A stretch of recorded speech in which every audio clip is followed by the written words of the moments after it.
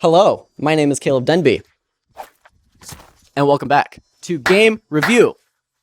Of course, Game Review is the series where I analyze games, either historical, past, or present, and today I wanted to go over a game between Fabiano Caruana and Teimour Radjabov. In this game, Fabiano played the move 1d4, Radjabov played knight f6, we have c4, and Radjabov lately, he has a big reputation as a huge King's Indian defense player, but as of late, he has sort of been experimenting with the more classical QGD systems, as has players like Ding Liren. Sort of the King's Indian defense was dying out for a second there. You know, even Hikaru, who used to play the King's Indian a ton, has definitely switched to the QGD, but this time Radjabov, getting back to his roots, plays the move g6. And it made for a hugely exciting game, which is why I wanted to go over it. The move knight c3 came on the board for Fabi, bishop g7, e4, d6 now, and Fabi chooses a pretty interesting line here. I would call it a bit of a sideline. He goes for the move h3. This is known as the Makagonov, based on, or depending on who you ask. For a time there, I was pretending I wanted to play like this until I realized the King's Indian defense is just busted if you play the best moves. It's my hot take for you here. In this game, Black castled, and then Fabi played a very, very interesting move in the move knight g to e2. This is very much a non-standard move in this position. Much, much more common is the move like bishop g5 or bishop e3, just getting this bishop developed.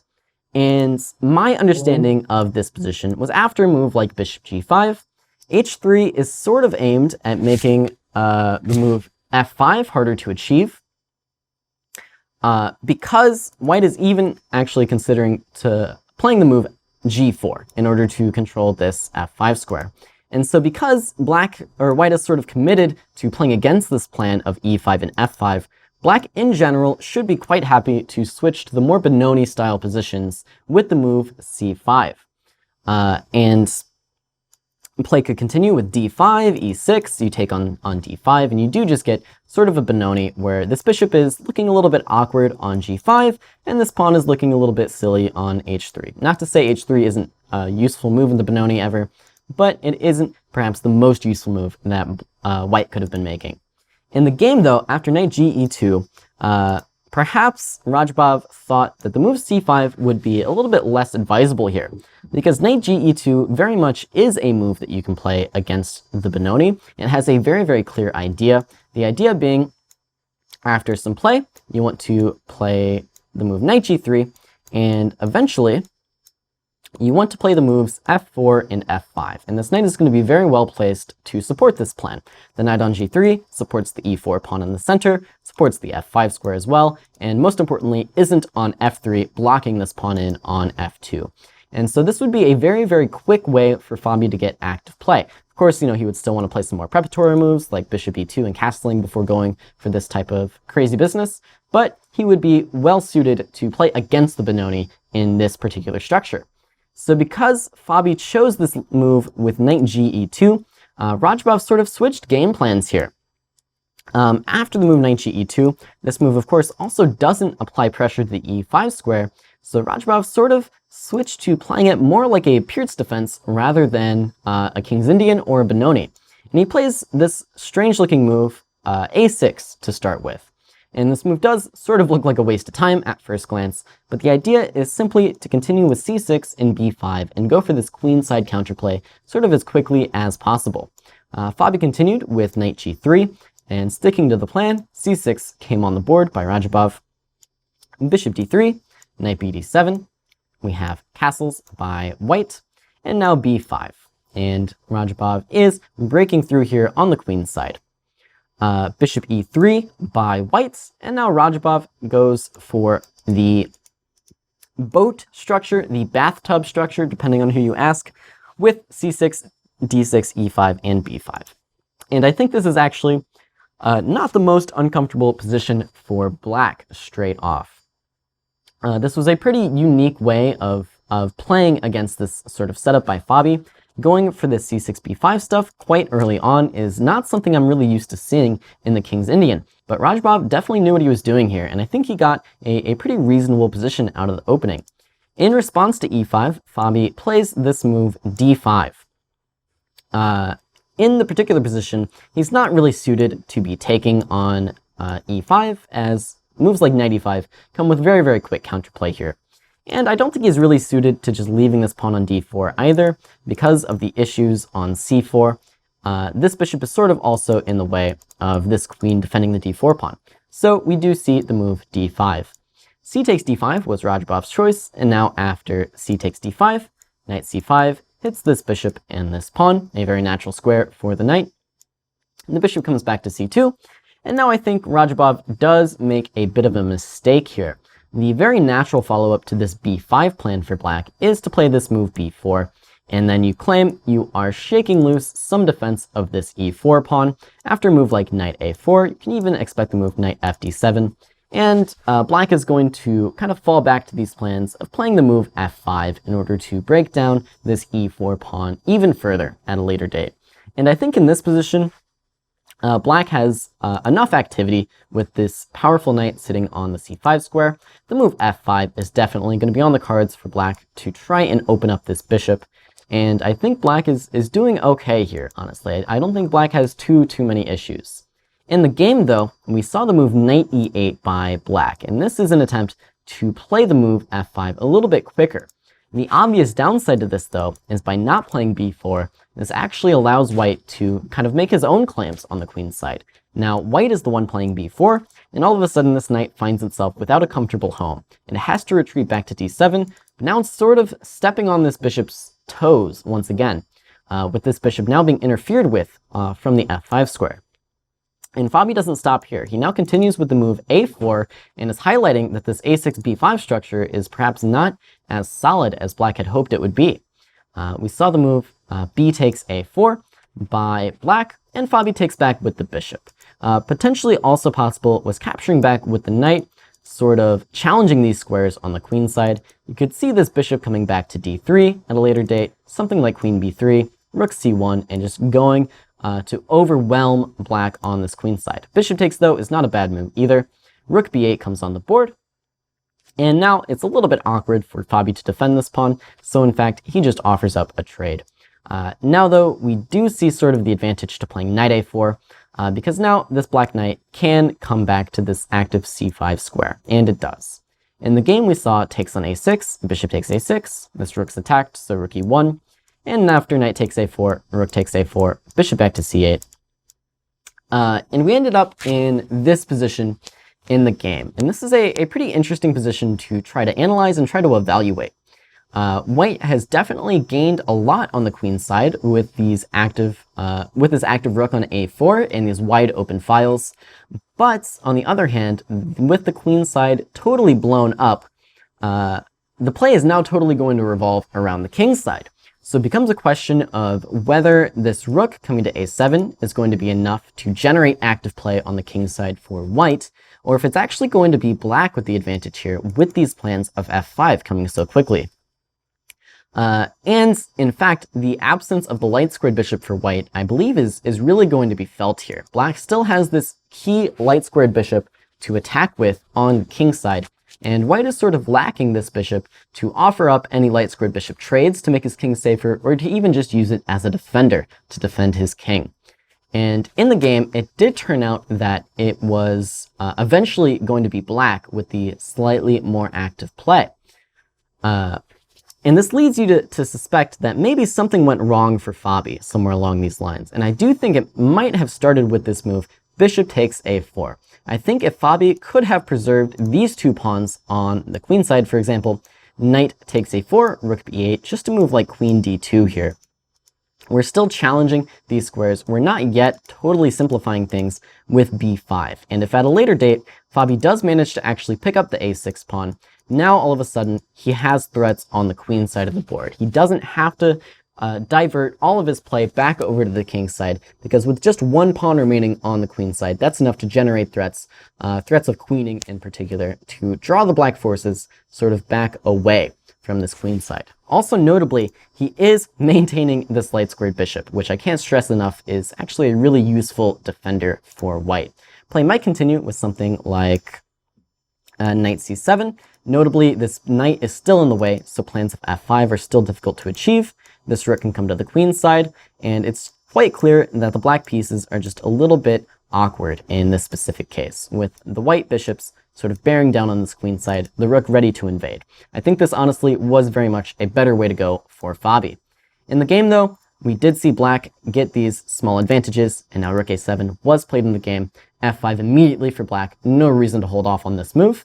E takes f5, g takes f5, and now knight h5 was Fabi's choice, already generating some threats on the king's side, as he now has to with the lack of pawns on the queen's side.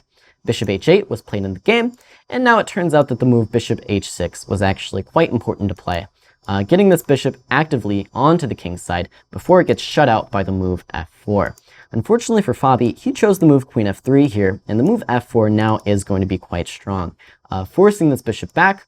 And now on d2, this bishop is just a little bit less happy than it would be on h6, because it's just in a more passive role. As I've said before, nothing really to do on this queen side of the board. The play sort of revolves around these kings. Queen g5 now by Radjabov is a pretty natural move, but it does, however, allow this knight back to g3, where it can reroute itself into the center, taking advantage of this pin. Queen g6 now steps out of the pin, so knight g to e4.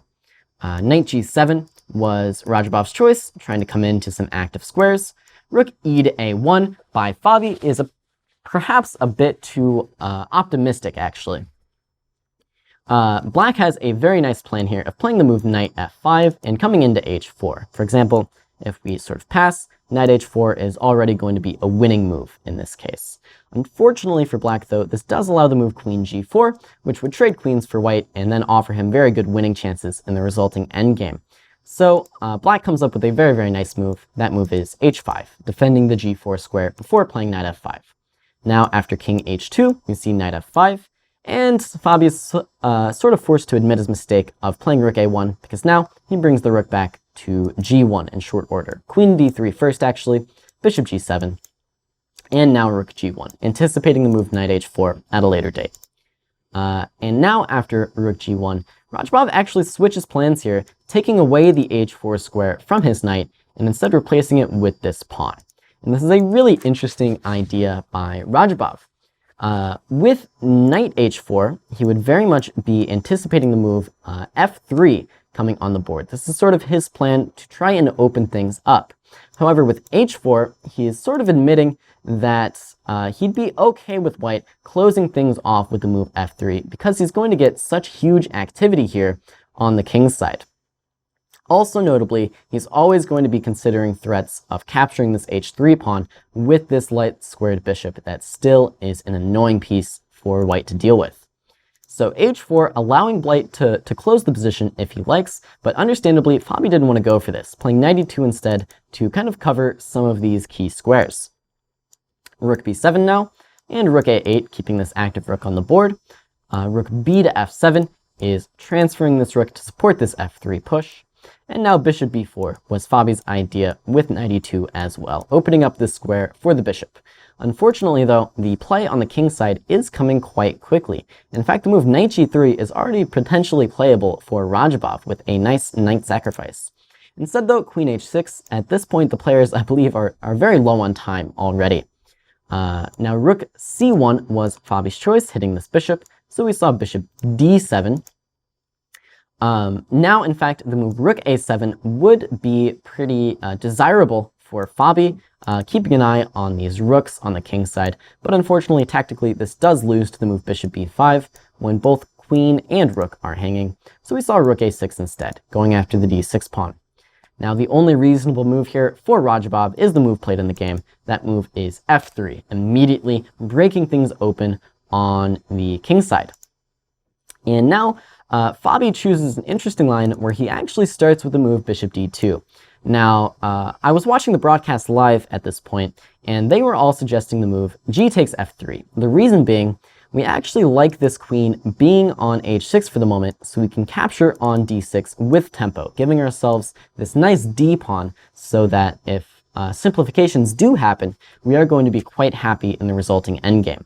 And I find myself agreeing with their assessment, because after a few more moves, for example knight d4, Rook takes d6 with tempo on the queen.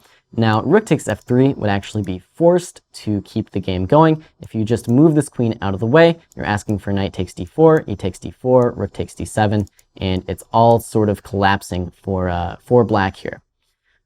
So rook takes f3, and play might continue as such, with white sort of keeping some more pieces on the board. And honestly here, black up the exchange, but with some problems with the king, with some problems with these knights coming in to take stuff. I'm not sure what would happen in a practical game here. The engine gives zeros, but it definitely would be an interesting imbalanced game. However, this is not what Fabi goes for. Instead, he plays bishop d2 first, kicking this queen from the h6 square, queen h5 now, and now g takes f3. Radjabov finds the only move here, that move, not knight d4, which would allow knight takes d4, very good for white, but rather knight g3, opening up this rook and not allowing simplifications due to this coming with check, opening the h-file with checkmate to follow. So Fabi now finds the only move for himself, knight g1, have to defend this f3 pawn, and Radjabov goes for the classic King's Indian sacrifice. You just capture on f3, opening files. Really wild stuff here. Knight takes f3 is obvious for white, rook takes f3.